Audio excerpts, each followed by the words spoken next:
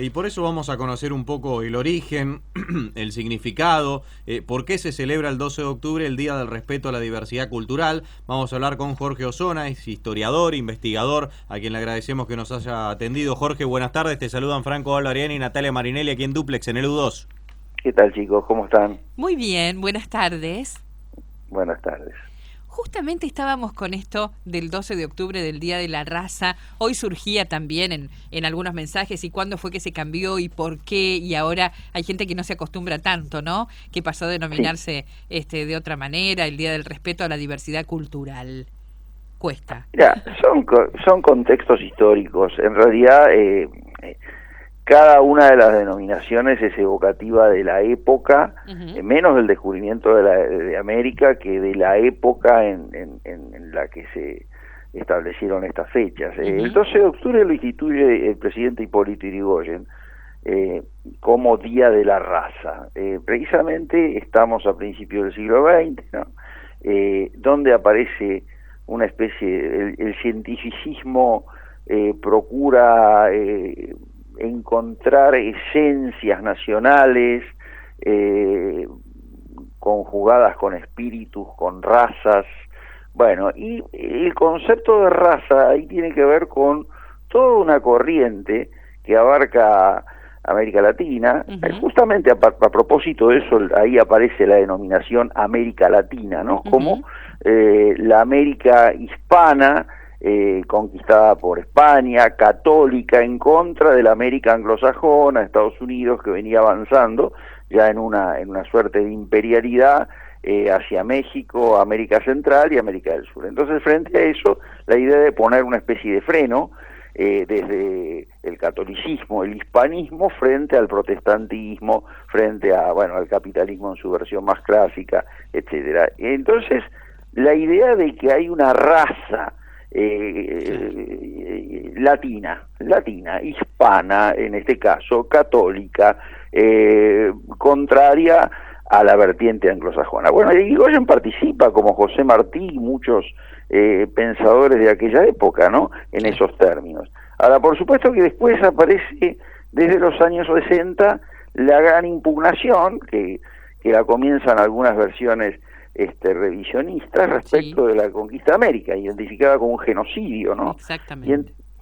Bueno, entonces ahí es como que deciden cambiarlo, ¿no? Sí. Ahí aparece una inflexión que se acentúa a partir de la democratización de los 80 hasta llegar a la reivindicación de los pueblos originarios como pueblos esenciales en alguna medida y que, fueron castigados por la conquista, practicando sobre ellos un genocidio. Por supuesto que las dos interpretaciones son antojadizas, son ideológicas y por lo tanto son una mezcla de verdades y de mentiras, ¿no? Pero hay que mirarlas como el símbolo de una época, de la época en que se enuncian cada una de estas fechas, ¿no?, o de estos significados. Tal cual, nunca vamos a saber en realidad, o sea, sí sabemos qué es lo que pasó y demás, y uno se pone medio lírico con Colón, con la reina, con lo que venían a buscar, que si tenía una cruz templaria, sí, que eso también lo he escuchado.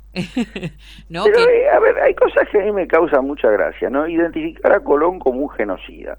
Colón era lo más parecido en ese momento un Copérnico, era un comerciante que estaba procurando un camino rápido para llegar a China sorteando el obstáculo que le habían puesto los turcos otomanos. Eso era Colón, de manera que fue un descubridor, un tipo que ni sabía lo que había dentro, que en todo caso sí descubrieron los futuros conquistadores, Cortés, Almagro, Pizarro, etcétera. Así que identificar a Colón, de hecho acá sacamos una estatua de Colón por considerarlo un genocida. Sí, totalmente. Una de las expresiones más impactantes de la imbecilidad humana, ¿no? Es decir, ahora, Cortés, Pizarro, Almagro, ahí es otra historia. Ahora, tampoco se puede hablar de genocidio. Genocidio es un fenómeno, es la muerte masiva de una sociedad, es un fenómeno recién tangible a partir del siglo XX, de la Primera Guerra Mundial, la Primera Guerra donde muere mucho más población civil que militar. De manera que traspolar ese concepto al año 1492 ya siglo XVI es un delirio, ¿no? No, además estaban llegando a un territorio, si realmente es así, totalmente desconocido, no sabía qué era lo que...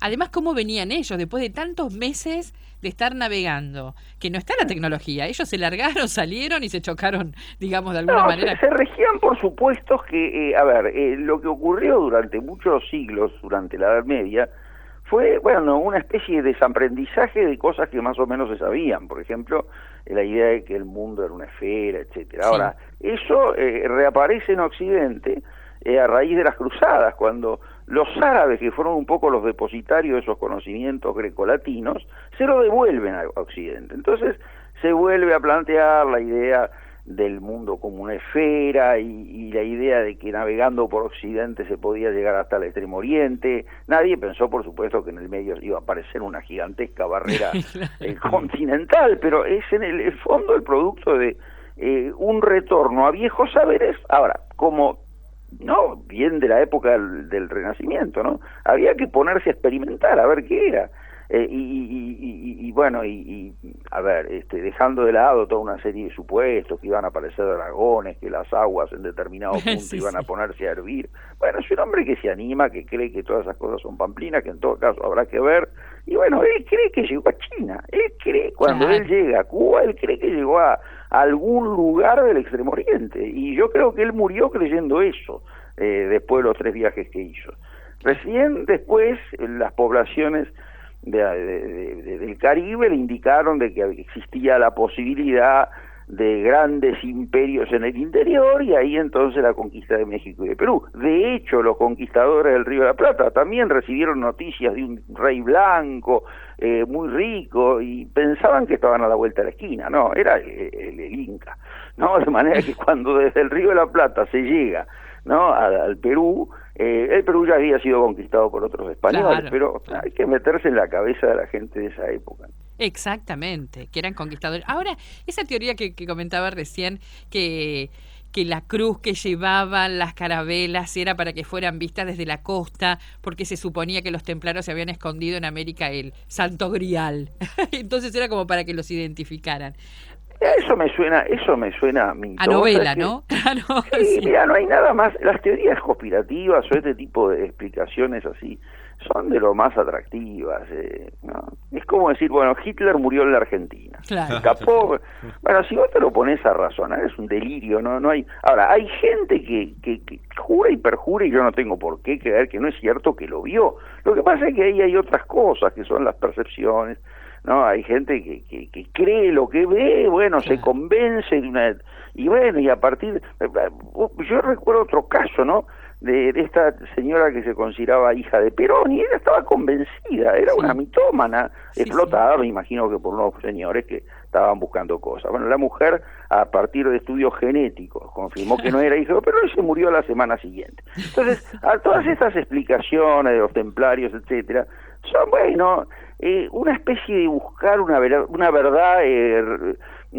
oculta que está detrás de todas las cosas. Bueno, casi siempre son bacanas, ¿no? Claro, que está alimentado del saber popular, o sea, de querer encontrar algo que... Claro, la que no es- esencia. Es Exacto. decir, el mundo, por supuesto que hay cosas que no se ven.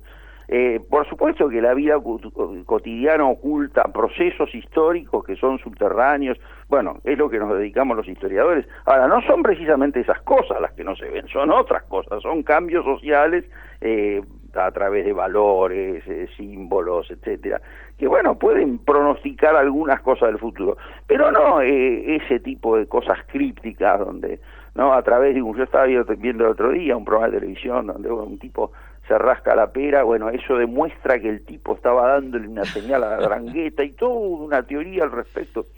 Claro, para una mente simple, bueno, es fantástico, porque digo, ahí está la clave, yo soy el portador del saber, yo ahí está, me abrieron los ojos, la tengo clara, ¿te das cuenta? Exacto.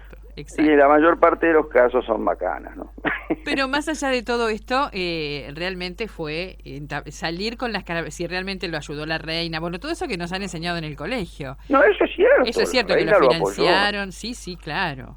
La reina lo apoyó, más la reina que el rey, ¿no? Aparte, bueno, Colón era italiano, era un genovés, Sí. aparentemente de origen judío también, de manera que, bueno, era además de un comerciante, un gran político, como no podía ser de otra manera en aquella época donde el comercio era monopólico y por lo tanto vos no podías hacer comercio sin el apoyo de, ni siquiera del Estado, porque no existía como tal, del poder político, y en este caso del poder de esa monarquía unificada, bicéfala, ¿no? Que era de España, la corona castellano aragonesa, y bueno, logra financiamiento, cosa que era muy difícil.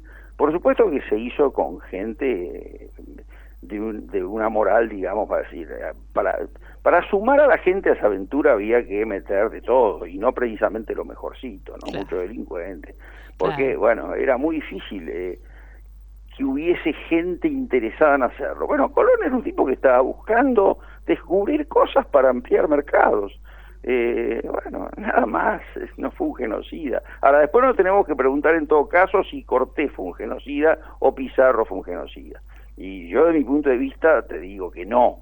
Ahora, después la otra concepción de este lado, ¿no? Es decir, la diversidad cultural. Me parece perfecto que haya diversidad cultural, pero también existe lo que se llamaba antiguamente el melting pot, ¿no? La idea de que, bueno, está bien, cada uno que se sienta orgulloso de sus orígenes. Yo puedo sentir orgulloso de mi origen español, italiano, judío, árabe, lo que sea. Ahora, después, la nación argentina, la comunidad nacional, nos conjuga a todos, porque si no volvemos a una sociedad de guetos, ¿no? Donde cada uno tiene su propio estatuto, ¿te das cuenta? Entonces yo tengo el estatuto de pueblo originario y entonces, bueno, impugno toda la organización nacional, impugno la conquista y pretendo crear algo así como un estado aparte, regido por mis criterios en la Patagonia, ¿no? Yo recuerdo que hace años escuché una cosa de lo más graciosa, pero que fíjate vos que formó parte de todo un contexto. En los años 60 hubo un autor francés que escribió El Imperio Socialista de los Incas,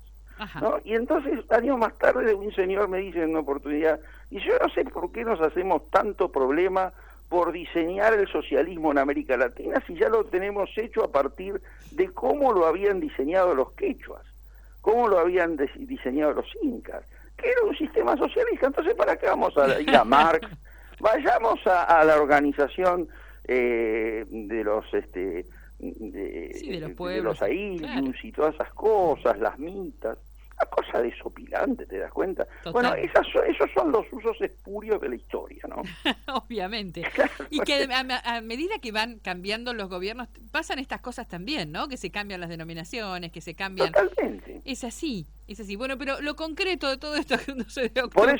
Por eso los dolores de cabeza a veces cuando estamos por la calle y no sabemos a dónde vamos, porque es una dirección y resulta que a la calle le cambiaron 3 veces el nombre, ¿no? Tal cual. Es Sería así. mejor ponerle número y listo. Pero el pobre Colón, que no sé dónde fue a parar esa estatua, el día de mañana va a volver a estar... Está ahí en la costanera, pobre, sí.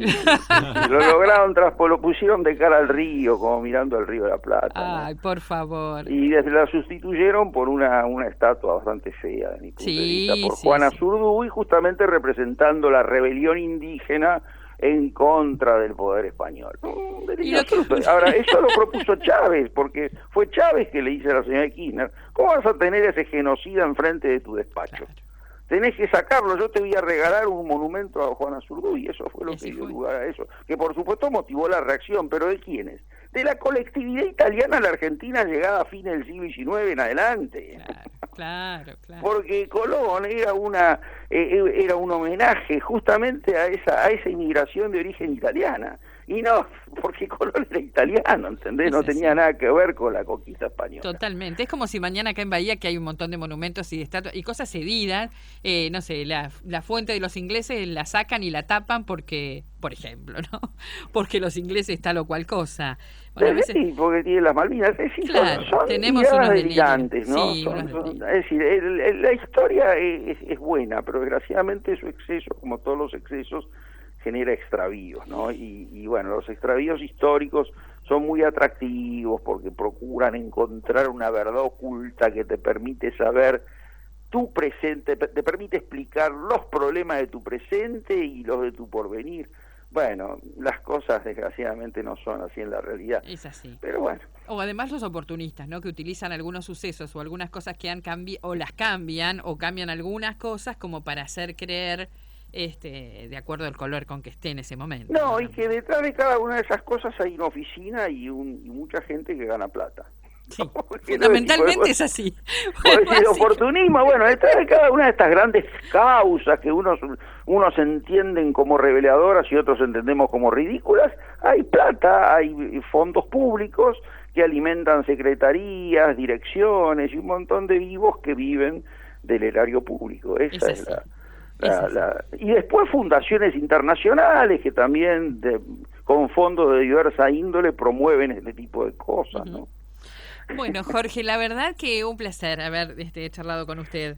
Muchísimas gracias. Igualmente. Bueno, nos estamos encontrando en cualquier momento. Hasta todos los momentos, gracias. Gracias. Hasta ahí entonces la palabra de Jorge Osona, historiador e investigador, sobre el Día del Respeto a la Diversidad Cultural, el origen, el significado, por qué se celebra el 12 de octubre y por qué el cambio, ¿no? De Día de la Raza al Día de la Diversidad Cultural. Y ya estamos acostumbrados a que las cosas cambian. Clarísima la explicación que daba, ¿no? Absolutamente.